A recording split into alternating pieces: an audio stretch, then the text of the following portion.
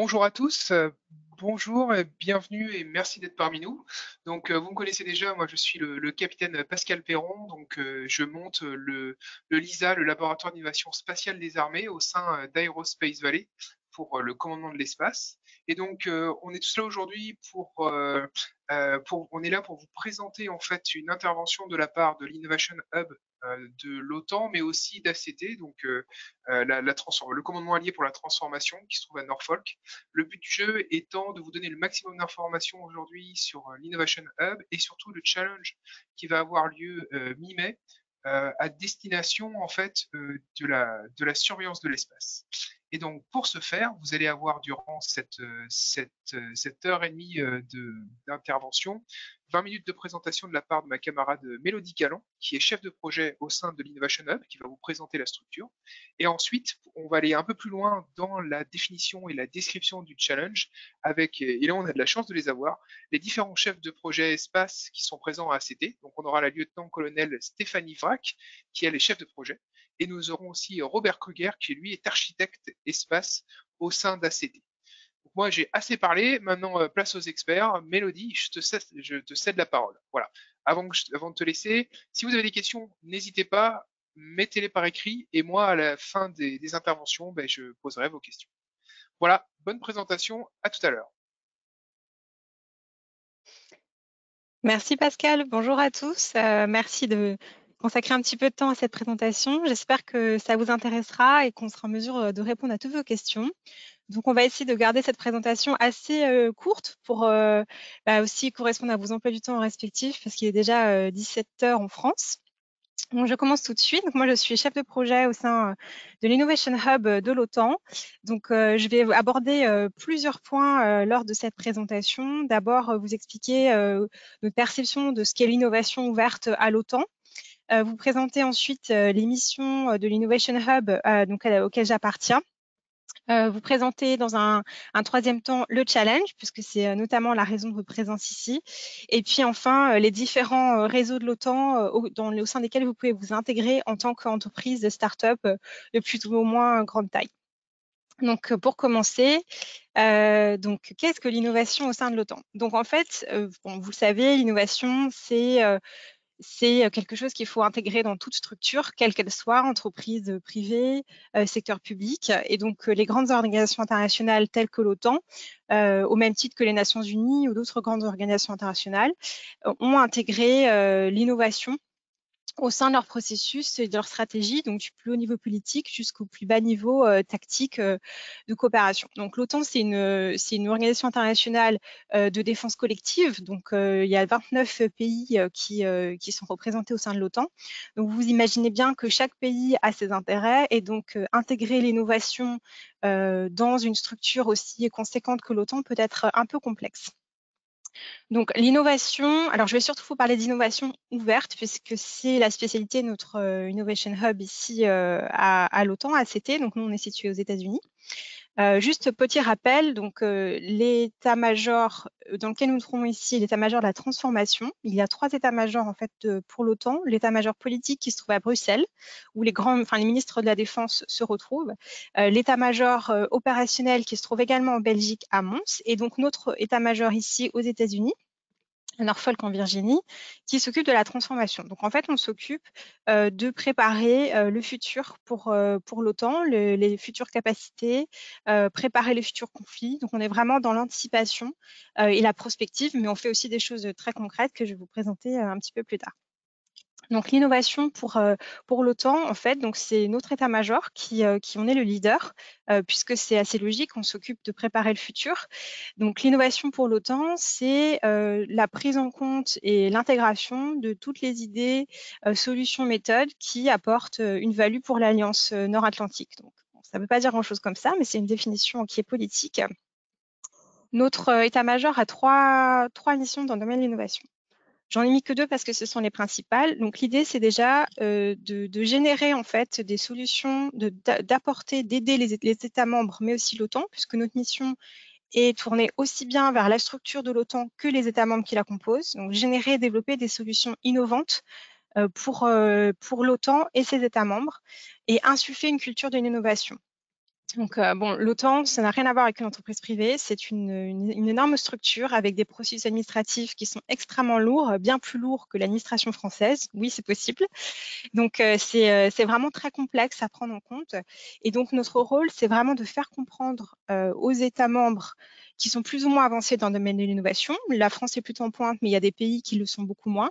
Et à l'OTAN qu'il faut prendre en compte l'innovation, il faut être innovant, il faut être ouvert vers l'extérieur si on veut nous-mêmes avancer et être finalement s'adapter aux menaces actuelles et futures.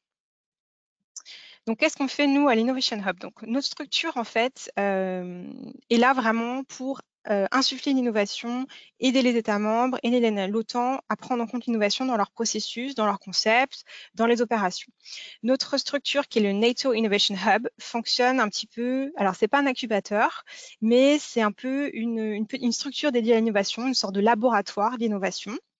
On se focalise sur deux aspects, l'innovation ouverte et le développement agile.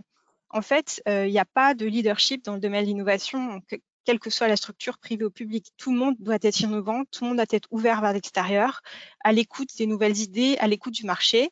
Et donc, nous, notre structure est vraiment tournée vers ce qu'on appelle l'innovation ouverte. Donc, c'est en fait être ouvert vers les startups, vers les entreprises, les universités, pouvoir tirer en fait le meilleur de ce qui se fait en termes d'innovation dans le milieu privé et pouvoir l'appliquer ensuite à l'OTAN, ce qui est assez complexe en tant que tel. Et donc notre deuxième mission, c'est le développement agile, donc Agile Development. En fait, on s'est beaucoup inspiré des entreprises dans le domaine informatique pour cette deuxième partie-là, sachant que pour la partie innovation ouverte, on s'est surtout inspiré du modèle américain, qui est un modèle très intéressant et assez flexible et très en avance malgré la lourdeur de l'administration américaine. Donc c'est un modèle qui s'applique assez bien à l'OTAN. Donc nous, nos deux missions sont l'innovation ouverte et le développement agile. Donc, pour le développement agile, je précise juste pourquoi on s'en occupe. En fait, c'est un petit peu comme l'administration française. Dans les programmes de développement de projets, de produits, etc., ce sont des programmes qui s'étalent sur plusieurs années, qui sont extrêmement longs. Et donc, entre le moment où l'idée émerge et les processus de discussion commencent, et le moment où le produit est fini, ils peuvent se passer 5, 10 ans.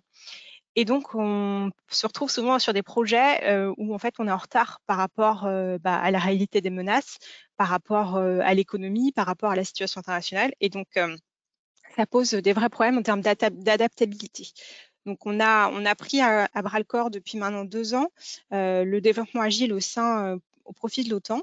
Notre structure, en fait, existe depuis vraiment de nombreuses années. On va bientôt fêter nos 10 ans, mais le temps que les choses se mettent en place, qu'on obtienne du budget et du personnel, on est vraiment sur des projets très concrets, des produits avec le développement de Minimum Viable Product depuis 1 an et demi. Donc, c'est très récent.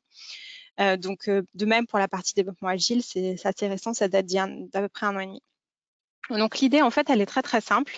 On est là pour résoudre les problèmes que les États membres ou l'OTAN pourraient rencontrer, que ce soit au plus bas niveau opérationnel ou au plus haut niveau stratégique, et leur proposer des solutions qui sont des solutions innovantes et modernes pour répondre à des problèmes, qui n'arrivent pas à résoudre par les processus et les cadeaux traditionnels de l'OTAN. Donc, pour ça, on a plusieurs outils. On développe des minimum viable products au profit de certains États membres, au profit des autres commandements de l'OTAN. Donc, on développe des produits à peu près 6 à 10 mois et qu'on leur transfère ensuite pour une prise en charge et un développement complet. Donc, on ne va jamais dans le développement de produits jusqu'à la phase finale. On s'arrête vraiment au stade de ce qu'on appelle les MVP, donc délivrer des capacités essentielles aux clients sans avoir un produit finalisé. Ce sont eux ensuite qui sont chargés de finaliser le produit. Donc ça, c'est un des grands projets qu'on mène. On a à peu près une quinzaine de projets en cours dans des domaines très variés. On n'a pas encore de projet dans le domaine espace parce que c'est un sujet tout nouveau pour l'OTAN qui date d'à peine 2 ans, mais Stéphanie et Robert en parleront. Mais on a des projets dans absolument tous les domaines, principalement dans le domaine de la data. Mais voilà, c'est vraiment de tout ordre. Donc, c'est surtout des projets logiciels, en fait, pour l'instant. Mais on aspire à développer d'autres types de produits avec le cycle de développement agile. Donc, quand je dis développement agile, c'est vraiment comme dans le milieu privé. C'est-à-dire que notre priorité, c'est de prendre en compte les besoins des utilisateurs dès le début, dès la phase du développement du produit, de recherche et du concept, en fait. C'est vraiment dès le départ. Donc, ce qui ne se faisait pas avant, en fait. Et ça, c'est vraiment une vraie avancée, ce qui nous permet d'avoir un développement de produit très rapide, très flexible, et donc avec une structure telle qu'on la connaît dans le milieu privé, avec une personne qui va être chargée de la relation client, un chargé de projet, une équipe de développeurs, et tout ça sur un travail qui dure à peu près 6 à 8 mois, ce qui est vraiment révolutionnaire pour l'OTAN. Donc voilà un petit peu notre cœur de métier. Et en parallèle de ça, on a aussi énormément de relations. On a un tissu assez important qui s'est tissé au fil des années vers l'extérieur. Donc j'en parlerai un petit peu après. On a un réseau propre au sein de l'OTAN pour l'innovation. Et on organise également régulièrement des événements qui nous permettent de rester connectés au monde extérieur et également de trouver des solutions innovantes et intéressantes via ces événements-là, dont l'Innovation Challenge. On organise également beaucoup d'hackathons et des Innovation Challenge 2 fois par an, ce que je vais vous présenter juste après. En fait, ces Innovation Challenge, on les organise 2 fois par an. Ils ont plusieurs objectifs. Le premier objectif, c'est de répondre à des problèmes que certains commandements de l'OTAN ou des nations membres pourraient rencontrer, mais ce sont principalement des commandements de l'OTAN, c'est notre client premier, à travers du coup des solutions innovantes tournées vers le milieu extérieur. Alors c'est vrai que vous allez me dire, oui, mais bon, pour ça, on peut faire des appels à projets. Oui, certes, mais ce sont des processus extrêmement lourds qui ne sont pas du tout adaptés, par exemple, à des startups ou à des équipes de recherche. L'objectif de ces NATO Innovation Challenge, c'est vraiment d'avoir une ouverture avec un produit extrêmement flexible vers l'extérieur, vers le milieu de la recherche, vers le milieu de start-up. Le challenge est ouvert à tout le monde, y compris à des chercheurs ou des personnes, des individus en fait. Donc, il y a vraiment possibilité pour toute personne ayant un produit innovant et intéressant pour l'OTAN d'être mise en avant, de valoriser sa structure, de valoriser son projet et à terme, pourquoi pas, d'avoir un contrat avec l'OTAN. Ce qui est vraiment très, très intéressant parce que grâce à ce format-là, on a accès à des projets dont on n'aurait jamais entendu parler par des canaux plus traditionnels. Donc ça, c'est vraiment le premier intérêt, c'est trouver des solutions à des problèmes de l'OTAN par une approche très flexible, très ouverte vers l'extérieur. Le deuxième, ça fait partie notamment de nos missions au sein de l'OTAN, c'est de créer un réseau dédié à l'innovation ouverte entre les États membres et avec toutes les entités de l'OTAN. L'OTAN, c'est 3 états-majors, mais c'est aussi derrière énormément d'entités diverses. Il doit y avoir plus d'une vingtaine d'entités de l'OTAN dans toute l'organisation nord-atlantique, donc c'est vraiment très important. Et donc, c'est vraiment à travers ce challenge-là de créer un réseau entre les centres d'innovation des États membres, entre les structures qui travaillent plus spécifiquement sur l'innovation au sein de l'OTAN, entre les équipes de recherche, etc. Donc, grâce à ce format très flexible qu'est l'Innovation Challenge, on entretient et on cultive le réseau. Et donc, c'est notamment à travers ce challenge-là qu'on a créé notre réseau, notre NATO Innovation Network, au fil des années. Le challenge existe depuis très peu de temps. Il existe depuis 2017 et donc là, cette année, on en est à la 8e édition. Donc c'est un produit qui est assez récent, mais le fait d'en faire un tous les 2 par an, justement, nous permet de garder un rythme très dynamique et vraiment de faire progresser de manière très importante notre réseau et d'avoir accès très régulièrement à des solutions intéressantes. Le troisième objectif qui est un peu plus mineur, c'est juste de faire l'événementiel en fait. Parce que grâce à ce challenge, on parle des États membres qui sont nations hôtes, on parle de l'OTAN, on parle de ce qu'on fait, donc c'est aussi un canal de communication. Donc comment s'organise ce challenge? Donc il y en a 2 par an. À chaque challenge, on a une nation membre qui est nation hôte. Les nations membres sont choisies plutôt pour des raisons politiques que pour des raisons liées au sujet en tant que tel. Le sujet est d'abord défini avec les nations membres de l'OTAN, donc avec aussi les commandements de l'OTAN, voir quels sont leurs problèmes. Eux nous exposent les problèmes qu'ils ont. On reste aussi très ouvert à l'actualité et aux besoins du moment. Et en fonction de ça, on va définir un projet, un sujet qui va intéresser à la fois un commandement de l'OTAN parce qu'il a un problème à résoudre ou il a un sujet sur lequel il souhaite travailler et également la nation membre. Donc là, cette année, pour notre challenge dont je vais vous parler dans quelques instants, c'est le Portugal qui est nation hôte. Alors pourquoi le Portugal? Vous me direz, bon, le Portugal, ok, ils ont un intérêt très fort, enfin ils ont un intérêt dans le domaine spatial, ils ont leur agence portugaise, ok, mais c'est pas un pays qui a un fleuron dans ce domaine-là. Pour autant, le Portugal a la présidence du Conseil de l'Union européenne cette année. Et donc pour nous, c'était aussi une manière de créer des liens entre l'OTAN et l'Union européenne. Ce sont deux entités qui ne travaillent pas beaucoup ensemble. En tout cas, c'est toujours un peu compliqué. Et donc c'était un intérêt particulier pour nous. Donc le domaine spatial, on l'a choisi parce que c'est un domaine très important. Tout ce qui est space situational awareness, ça intéresse énormément de monde.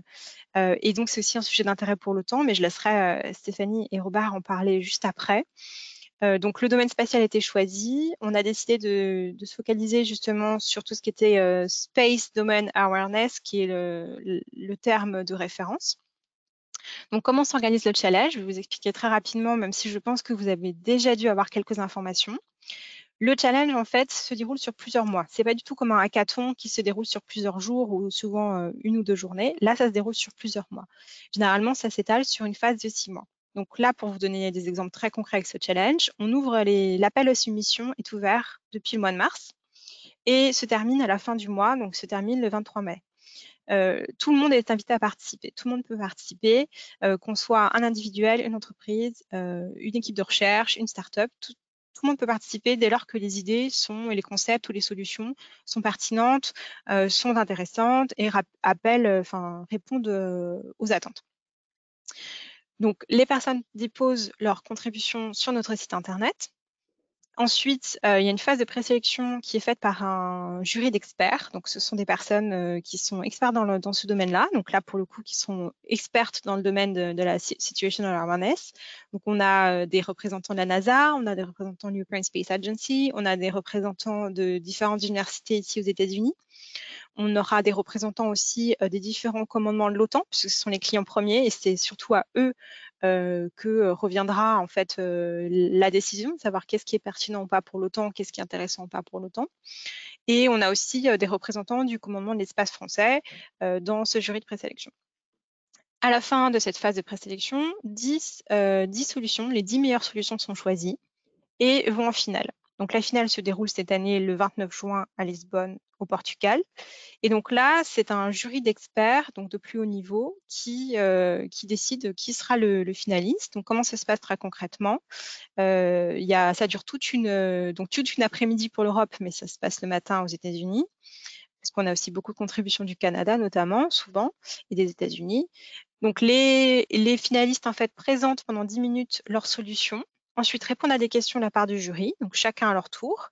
Il y a 10 finalistes à chaque fois. Et donc ensuite, il y a une phase de délibération du jury et le jury décide qui est le vainqueur. Alors, ce qu'il faut savoir, c'est que ce n'est pas parce que il y a un vainqueur que ce vainqueur-là va avoir un contrat pour l'OTAN. Et en même temps, ce n'est pas parce qu'un finaliste n'a pas été vainqueur qu'il n'aura pas de contrat pour l'OTAN.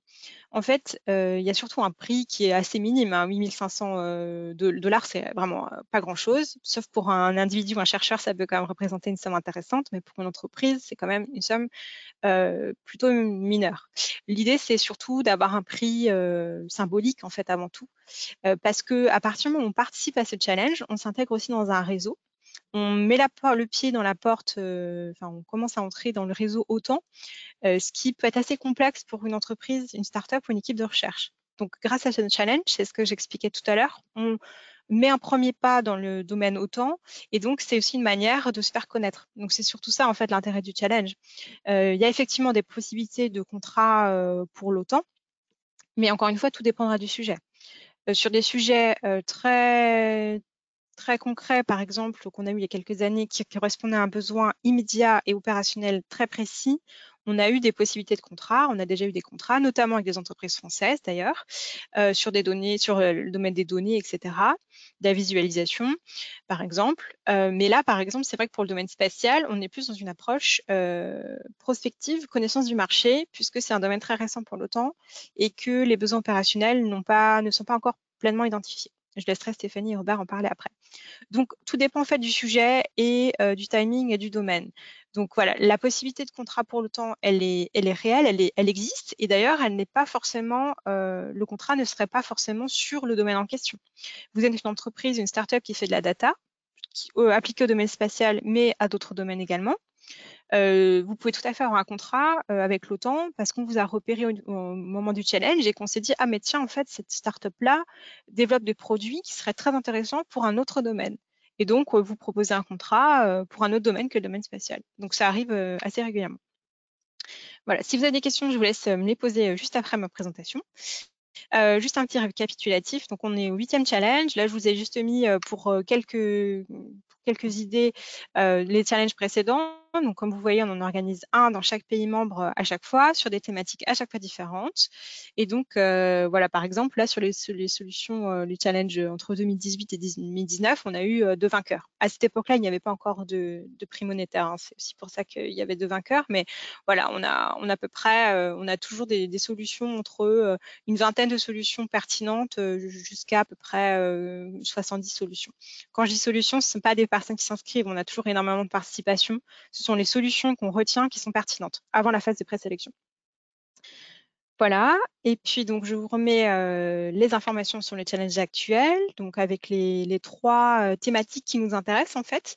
Donc je laisserai plutôt Stéphanie et Robert expliquer vraiment le contenu du challenge, puisque moi je ne suis pas du tout spécialiste domaine espace. À l'Innovation Hub, on travaille vraiment sur absolument tous les domaines d'intérêt pour l'OTAN. Donc je laisserai Stéphanie et Robert rentrer un peu plus dans le vif du sujet. Vous avez l'adresse qui s'affiche en bas de l'écran, en bas de la slide, pour accéder justement à l'inscription. Si vous êtes intéressé pour participer, déjà n'hésitez pas à poser le maximum de questions pour être sûr de bien faire correspondre vos participations aux attendus. Il faut s'inscrire en fait sur le site pour pouvoir déposer sa soumission après, sa contribution. Voilà, je vais finir très rapidement pour ne pas monopoliser la parole sur les réseaux en fait qui existent au sein de l'OTAN, au sein desquels vous pouvez vous insérer. Donc, on a 3 réseaux en tout. On a le réseau NIAG, qui est le NATO Industrial Advisory Group. On a l'Innovation Hub Network et le TIDE, le groupe TIDE. Donc, ce sont 3 réseaux assez différents qui sont assez complémentaires l'un de l'autre et qui permettent vraiment à l'OTAN de rester connecté au monde de l'entreprise. Donc, quand je dis entreprise, ça va de la start-up jusqu'au gros consortium de défense. Donc, on a 3 réseaux en tout. Tout d'abord, le réseau NIAG. Donc ça, c'est un réseau qui est plus adapté pour des grandes entreprises de défense, un petit peu moins pour des startups, par principe. Donc, il est ouvert absolument à tous les industriels de tout pays allié. Peut-être que vous êtes déjà familier avec ce réseau ou vous en faites peut-être déjà partie. Il est en fait géré par une conférence des directeurs d'armement. Et donc, pour la France, c'est la DGA qui représente la France dans cette conférence-là. Donc, en fait, il est composé de différentes délégations nationales. Et donc, dans ces délégations nationales, il y a des industriels qui sont en fait souvent structurés autour des grandes associations d'armement comme le GIFAS, le GICAT, etc. Donc, le GIFAN. Donc, il y a souvent quand même une grande porosité entre ces consortiums industriels et les ministères de la Défense nationaux. Donc, c'est pour ça que je vous disais, c'est quand même beaucoup plus adapté à des grands industriels de défense qu'à des startups. Donc, c'est en fait par ce canal-là, notamment par le NIAG, que passent en fait tout ce qu'on appelle les RFP, les Requests for Products.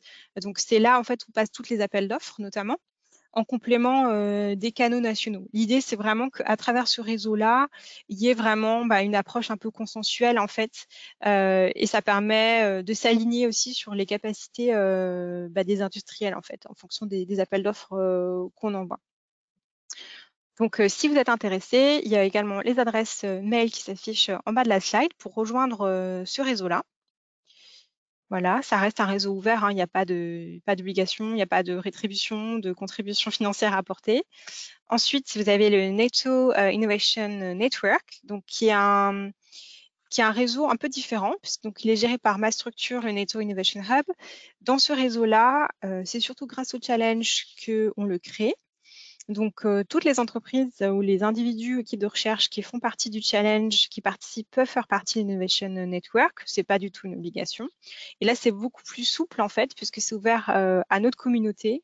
Donc, dedans, on a notamment toutes les structures d'innovation des pays membres. Donc, on a des structures d'innovation des États-Unis, on a les grandes agences d'innovation des pays membres en Europe, on a des équipes de recherche, on a des startups, on a des entreprises. C'est vraiment très, très varié. On a à peu près 3200 membres à l'heure actuelle. Et c'est vraiment ouvert à tous. Et en fait, grâce à ce réseau-là, on diffuse en fait tous les appels à projets, toutes les actualités liées à l'innovation au sein de l'OTAN, mais en particulier liées à ce qu'on fait nous en interne à l'Innovation Hub. Donc voilà, si ça vous intéresse, c'est la même chose. Je vous ai mis le lien en bas de la slide. Il faut aller sur notre site Innovation Hub et ensuite faire une demande d'inscription en fait pour entrer dans notre réseau. Et ensuite, donc voilà, ça vous met un peu les informations. On a à peu près 3200 membres avec des entités un peu partout dans le monde en fait. Et ensuite, finalement, pour terminer, le réseau Tide. Donc là, en fait, c'est un événement qui a lieu plusieurs fois dans l'année. Donc il y a un cycle en fait d'événements au cours de l'année autour de cette communauté Tide. Donc c'est surtout, des événements qui concernent l'interopérabilité. Donc là, je suis un peu moins familière de ce domaine-là, mais vous avez également les informations en bas de la slide avec l'adresse mail. Voilà, si vous êtes intéressé par tous ces réseaux-là, j'ai indiqué du coup aux organisateurs qu'on n'allait pas partager les slides, mais par contre, je peux tout à fait vous partager les informations pour faire partie de ce réseau-là. Voilà, écoutez, j'en ai terminé. Si vous avez des questions, n'hésitez pas à me les poser. Je ne sais pas si Aude avait prévu qu'on les pose maintenant ou après les présentations. En tout cas, je suis ouverte pour répondre à toutes vos questions. Je vous remercie de votre attention. On a une question, Mélodie. C'est que ça concerne la gestion de la propriété intellectuelle. Donc les solutions qui vont être pitchées, présentées lors du challenge, comment ça va se passer pour le maintien en fait de cette propriété? Oui, alors c'est une question qu'on a très souvent. Déjà, il n'y a aucun partage, en fait entre, enfin, des solutions qui sont proposées vers l'extérieur. Les membres du jury sont soumis à un accord de confidentialité et donc il n'y a pas de partage autre à d'autres personnes qu'aux membres du jury de présélection et du jury final. Donc, par exemple, on ne va pas envoyer la liste de toutes les solutions qu'on a reçues à l'ensemble des jurys de présélection. Les seules solutions auxquelles ils ont accès, ce sont les solutions qu'ils doivent noter. Donc, généralement, ils ont, donc dans le jury de présélection, ils ont à peu près 3 à 4 solutions qui sont chargées de noter, en fait. Donc, ce sont les seules solutions auxquelles ils ont accès. Sachant que ce sont des abstracts qui sont postés sur le site. Ce sont des soumissions, enfin des contributions. Donc, ce n'est pas une solution concrète avec tous les détails liés au produit. C'est une présentation avant tout du projet ou du produit. Donc, voilà, après, c'est aussi à l'entreprise de réfléchir à ce qu'elle souhaite mettre comme information. Mais nous, de notre côté, voilà comment on gère ces différents éléments. Ok, ben c'est parfait. Donc merci beaucoup Mélodie.